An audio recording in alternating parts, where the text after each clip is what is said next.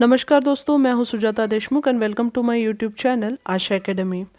TY BCom के advanced accounting की revision series 7 आज हम देखने वाले हैं, जिसमें ब्रांच अकाउंटिंग पे बेस्ड अलग अलग प्रकार के एमसीक्यूज यहाँ पे दिए गए हैं।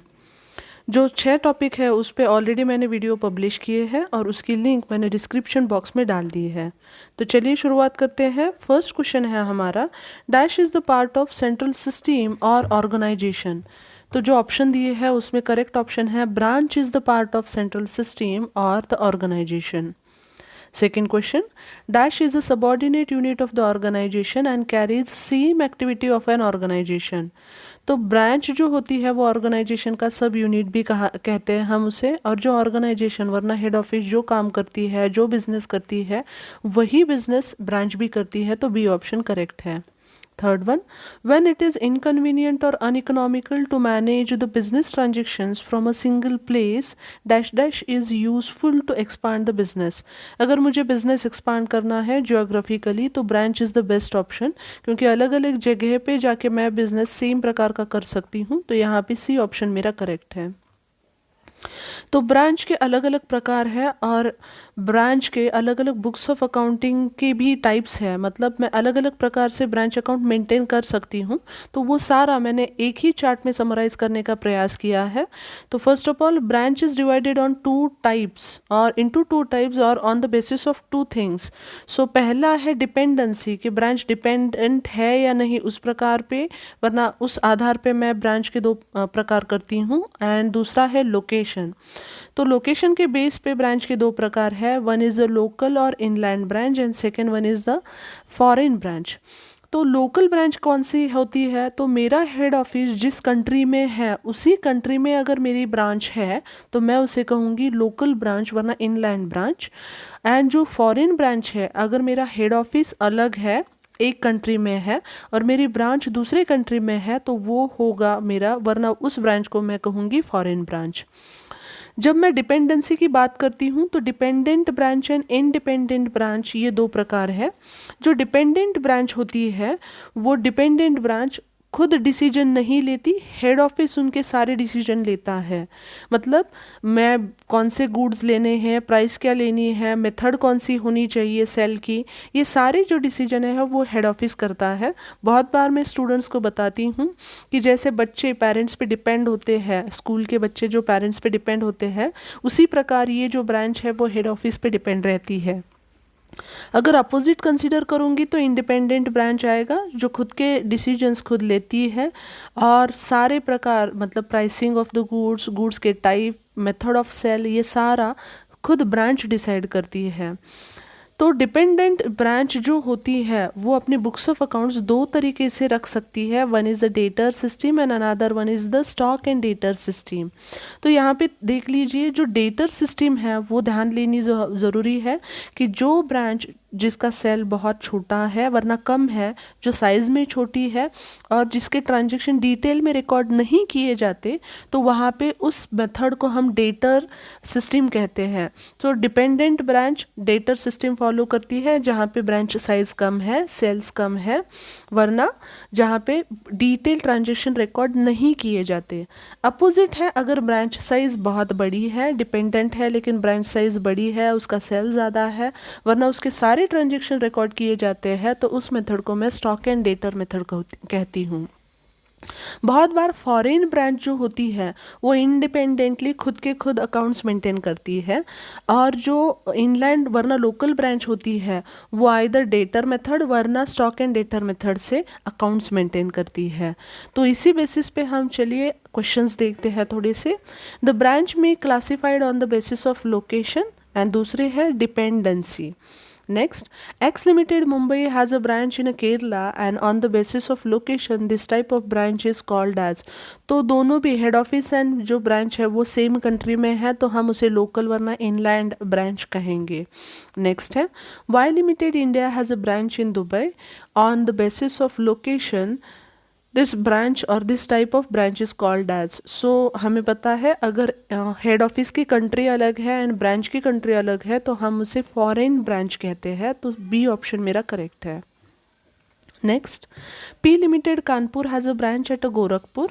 The branch has a right to decide about the goods to be traded, modes of transaction, price and acquisition of goods. So this type of branch is called as. तो यहाँ पे कहीं पे भी लोकेशन हो, लेकिन यहाँ पे डिपेंडेंसी ये मेन फैक्टर है। ब्रांच सारे खुद के डिसीजन खुद ले रहा है, तो हम ऐसे ब्रांच को इंडिपेंडेंट ब्रांच कहते हैं। Next, foreign branch is generally dash type of branch. तो फॉरेन ब्रांच मैंने कहा है इंडिपेंडेंट होती है, क्योंकि फॉरेन की करेंसी और मेरे हेड ऑफिस की करेंसी अलग है, तो फॉरेन ब्रांच खुद के अकाउंट्स खुद रखती है।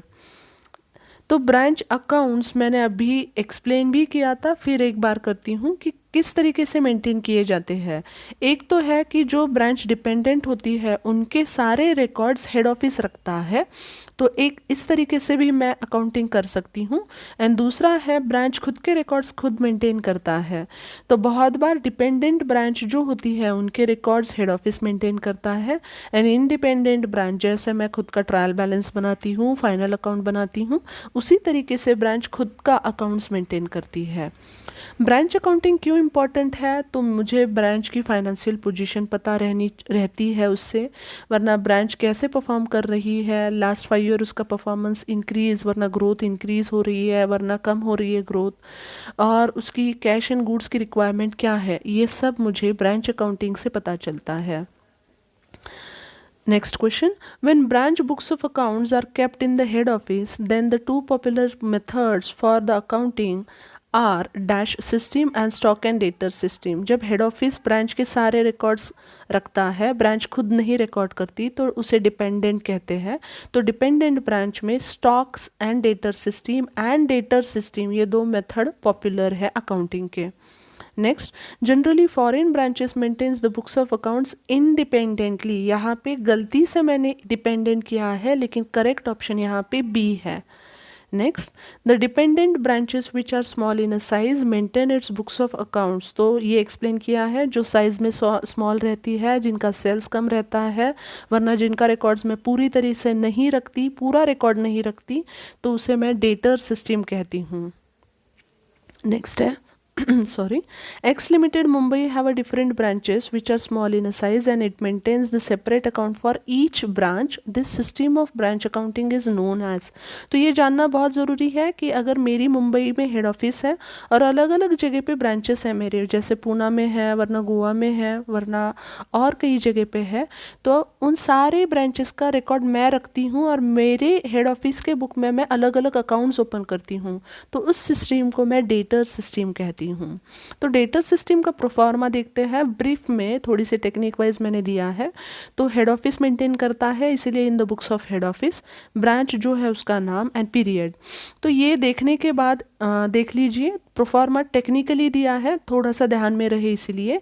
एसेट का ओपनिंग बैलेंस डेबिट पे तो क्लोजिंग क्रेडिट पे, लाइबिलिटी का ओपनिंग बैलेंस डेबिट पे तो क्लोजिंग क्रेडिट पे। अभी जो भी ब्रांच को मिला है हेड ऑफिस से, लाइक गुड्स एंड कैश, तो वो सारा जो भी मिला है वो डेबिट साइड पे लिखना है। एंड जो भी ब्रांच ने हेड ऑफिस को दिया है, जैसे अगर ब्रांच ने गुड्स वापस कर दिए, गुड्स रिटर्न कहते हैं, तो ये जो गुड्स वापस कर दिए तो मुझे क्रेडिट साइड पे लिखने हैं। ब्रांच को सेल करने के बाद कैश मिलती है, लेकिन ये डिपेंडेंट ब्रांच है, तो ब्रांच इमीडिएटली वो कैश हेड ऑफिस को देती है, तो वो भी जब मैं कैश देती हूँ हेड ऑफिस को, तो वो भी मुझे क्रेडिट साइड पे रिकॉर्ड करना है। इस तरीके से आप आगे भी जा सकते हो। अभी नेक्स्ट देखते हैं, which of the following transaction is not recorded in the branch account under debtor system. तो यहाँ पे जो भी सारे ट्रांजेक्शन दिए हैं, जैसे credit, bad debts, credit seller, discount allowances to customers है, ये कोई भी ट्रांजेक्शन मैं हेड ऑफिस के बुक में नहीं लिखती, ब्रांच अकाउंट में, हेड ऑफिस में जो ब्रांच अकाउंट किया जाता है उसमें मैं नहीं लिखती, तो ई ऑप्शन मेरा करेक्ट है। Next, dash transactions will not be recorded in the branch account under debtor system. तो ये थोड़ा सा ध्यान में लीजिए, जो हेड ऑफिस होता है वो ब्रांच के साथ ट्रांजेक्शन करता है, और ब्रांच उसके बाद अपने कस्टमर्स के, उस एरिया के जो कस्टमर्स हैं उनके साथ वो ट्रांजेक्शन्स करती है। तो हेड ऑफिस एंड ब्रांच के बीच में जो जो भी ट्रांजेक्शन है, आइदर हेड ऑफिस ने कुछ ब्रांच को दिया है, वरना ब्रांच ने कुछ हेड ऑफिस को दिया है, तो वो सारे ट्रांजेक्शन्स ब्रांच अकाउंट में रिकॉर्ड किए जाते हैं डेटर सिस्टम में। लेकिन जो ट्रांजेक्शन ब्रांच एंड कस्टमर्स में हुए हैं, जैसे कि ये सारे एग्जांपल्स मैंने अभी दिए हैं, क्रेडिट सेल है, बैड डेब्ट्स है, discount and allowances to customer है। तो ऐसे कोई भी ट्रांजेक्शन डेटर सिस्टम में ब्रांच अकाउंट में रिकॉर्ड नहीं किया जाता। तो आपको क्या ध्यान में लेना ज़रूरी है, यहाँ पे सी ऑप्शन यहाँ पे करेक्ट है। Transaction between branch and its customers are not at all recorded in the branch account under the debtor system. अभी डेटर सिस्टम के बारे में हमने पता किया, तो दूसरी सिस्टम मैंने जैसे बताई थी स्टॉक एंड डेटर्स। तो स्टॉक एंड डेटर्स अगर आती है तो आपको तीन चीज़ें ध्यान में रखनी है। साइज़ ज़्यादा होती है, बड़ी होती है ब्रांचेस की, सेल अच्छा होता है, and each and every transaction I tries to record. तो ऐसे वक्त पे यहाँ पे भी हेड ऑफिस ही मेंटेन करता है, लेकिन ऐसे वक्त पे हम क्या क्या कौन कौन से अकाउंट्स ओपन करते हैं वो देखना बहुत ज़रूरी है। पहले है ब्रांच स्टॉक अकाउंट, जहाँ पे गुड्स से रिलेटेड सारी चीज़ें मैं रिकॉर्ड करती हूँ, जैसे ओपनिंग स्टॉक है, क्लोजिंग स्टॉक है, गुड्स इन ट्रांजिट है, वरना शॉर्टेज ऑफ गुड्स है, वरना गुड्स सेंड टू ब्रांच है, गुड्स रिटर्न बाय ब्रांच है। तो सारे गुड्स से रिलेटेड अगर गुड्स बढ़ते हैं वरना कम होते हैं तो उनका सारा रिकॉर्डिंग स्टॉक अकाउंट पे चलना ही चाहिए।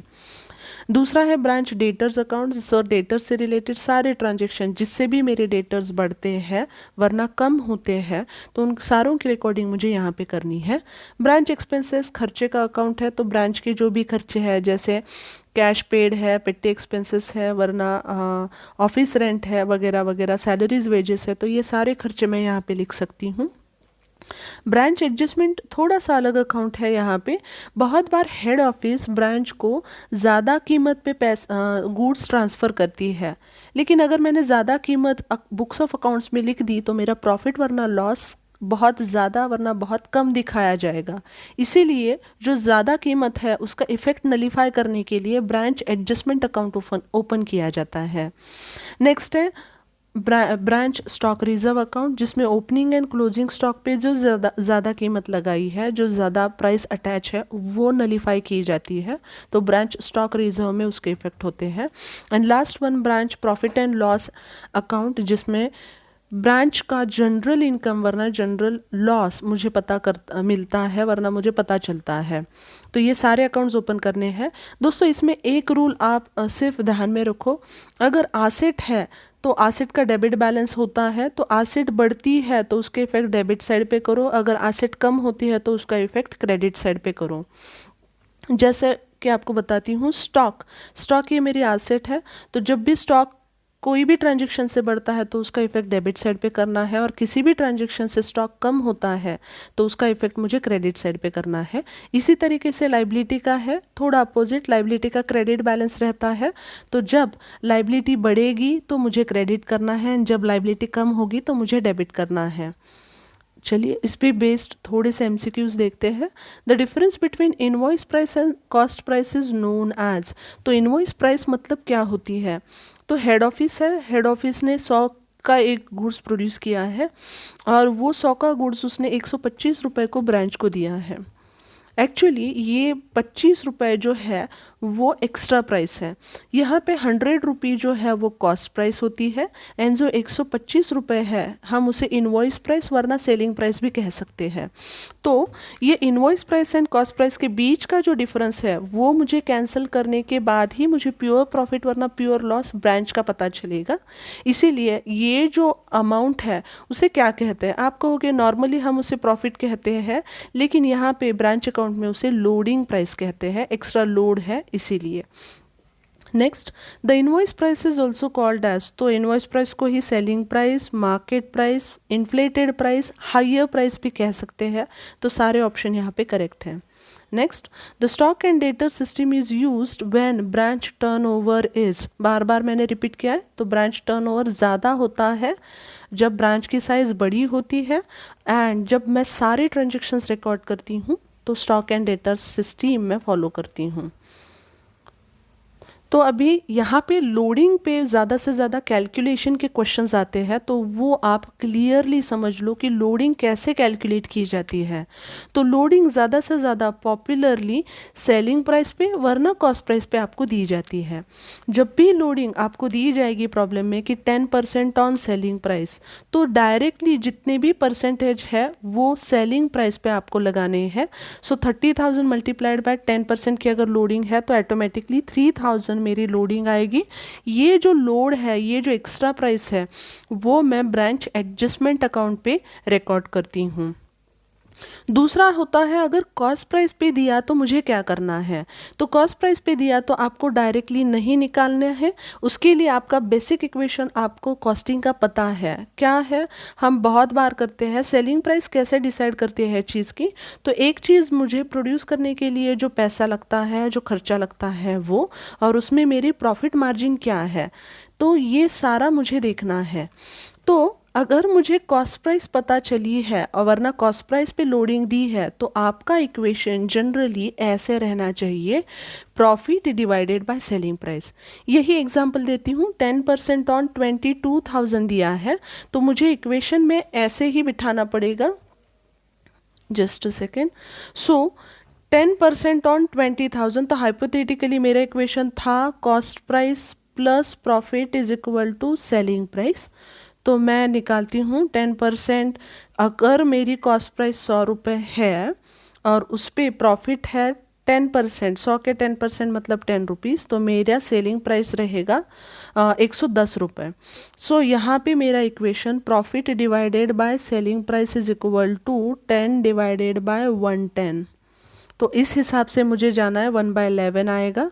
सो 22,000 उस पर मल्टीप्लाइड बाय 1/11, तो आपको जो प्रॉफिट मार्जिन मिलेगी वो मेरी करेक्ट रहेगी, वो है 2,000 रुपये। तो इस हिसाब से आपको यहाँ की लोडिंग निकालनी है। बहुत बार आपको 1/9 एंड 1/10 भी दिया जाता है, तो उसके भी आगे मैंने एक एमसीक्यू लिया है जिसमें अगर 1/10 ऑन कॉस्ट, 1/9 ऑन कॉस्ट दिया है तो उसका कैलकुलेशन कैसे करना है। लेकिन ज़्यादा से ज़्यादा question on selling price and on cost price आते हैं। सेलिंग प्राइस है तो डायरेक्ट निकालो, कॉस्ट प्राइस है तो इक्वेशन बना लो and profit divided by selling price निकाल के आप कर सकते हो। अभी नेक्स्ट क्वेश्चन देखते हैं।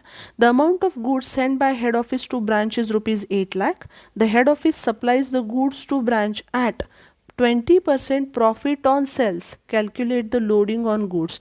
मैंने कहा है आपको क्या करना है, पहले देखना है कि कॉस्ट प्राइस पे है या सेल्स प्राइस पे है। सेल्स प्राइस पे है तो डायरेक्टली आपको अटैच करना है, वरना कैलकुलेट करना है।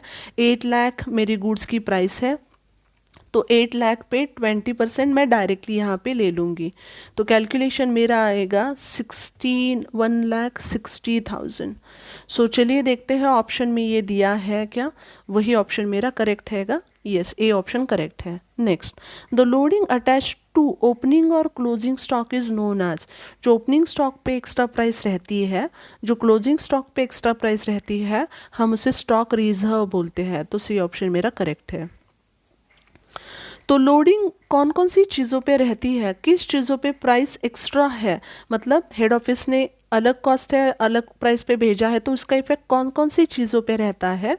तो मेरा ओपनिंग स्टॉक, क्लोजिंग स्टॉक, जो हेड ऑफिस ने गुड्स भेजे हैं वो, वरना हेड ऑफिस को जो ब्रांच ने गुड्स वापस किए हैं उसमें, वरना अगर इंटर डिपार्टमेंटल दूसरे ब्रांच ने अगर मुझे ट्रांसफ़र किया है तो उन सारों पे लोडिंग रहती है, तो उनकी ओरिजिनल कॉस्ट, वरना उसका इफेक्ट मुझे नलीफाई करना पड़ता है, वो लोड नलीफाई करना पड़ता है। Next question, the debit balance of branch account, branch stock account indicate. तो ब्रांच का अगर ब्रांच स्टॉक अकाउंट का डेबिट बैलेंस रहता है तो वो शॉर्टेज ऑफ स्टॉक कहलाता है। Next, the goods return by branch is ₹40,000। The goods were supplied at a cost plus 1/3। The loading attach to it is ₹। मैंने कहा है अगर 1/3 वगैरह दिया है तो उस केसेस में क्या करना है। तो अगर कॉस्ट प्लस 1/3 दिया है तो उसमें प्लस ऐड कर दो 1। सो 1/3 प्लस 1 ऐड करो तो मुझे सिर्फ छेद जो है मेरा उसमें सिर्फ 1 ऐड करना है। सो 1/4 सेलिंग प्राइस पे हो जाएगी। सो 1/3 कॉस्ट प्राइस पे है तो 1/4 सेलिंग प्राइस पे रहेगी। सो 40,000 के 1/4 आएगा 4,000, sorry I am so sorry 10,000। तो वो ऑप्शन मेरा करेक्ट रहेगा। सो बी ऑप्शन मेरा करेक्ट है। दोस्तों, ब्रांच अकाउंट में देने के लिए बहुत है, लेकिन कैलकुलेशन करना और उनका एमसीक्यूज, उस पर एमसीक्यू छुड़ाना बहुत ज़रूरी है। मैंने सारे पॉसिबल हिंट्स आपको दिए हैं। अगर आपको ये यूज़फुल लगा तो आप उसे लाइक कीजिए, दोस्तों के साथ शेयर कीजिए, और अगर अभी तक चैनल को आपने सब्सक्राइब नहीं किया है तो चैनल को सब्सक्राइब ज़रूर कीजिए। आपके एग्ज़ाम के लिए all the best and thank you for watching.